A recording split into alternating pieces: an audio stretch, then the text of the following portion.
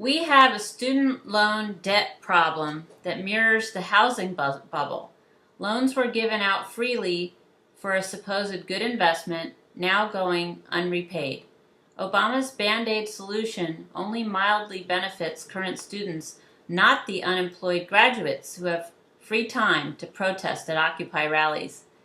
If we were lied to about the so-called job creators who still aren't stimulating the economy, regardless of the fact that their tax breaks were extended, how do you propose to fix this problem of unemployment that so impacts our educational system?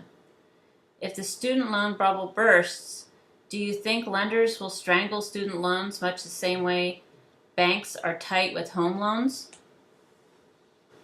Well, in the first instance, I would stop as I mentioned, I think our whole educational structure that's evolved just in the last couple of decades of education for profit, that's somehow a good idea, is a bad idea.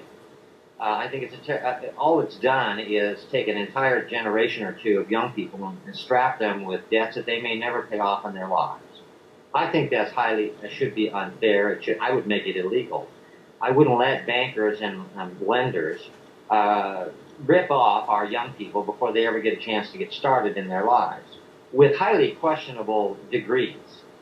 Because there's no standards. You can go to these privatized schools and do whatever you want. And of course, they're easy to get in and easy to get through because not much is demanded. All you have to do is sign on the dotted line. But how many of our young people are equipped to deal with these charlatans? And the answer is not many. And that's why we need to fundamentally change that whole system. You don't want to reform something that's terrible and exploiting people who can least afford it. Now, when you talk about the bigger question of employment, that's a huge issue. We have millions of people in this country who aren't even citizens, who are taking millions of jobs away from people who otherwise would have them. We don't even know how many illegal people are in the country because we're not allowed to ask. And a big part of that illegal cost goes to schools.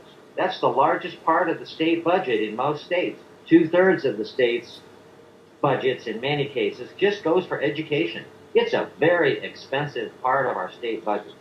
And yet we don't even, and are not even allowed to ask, are these even American students?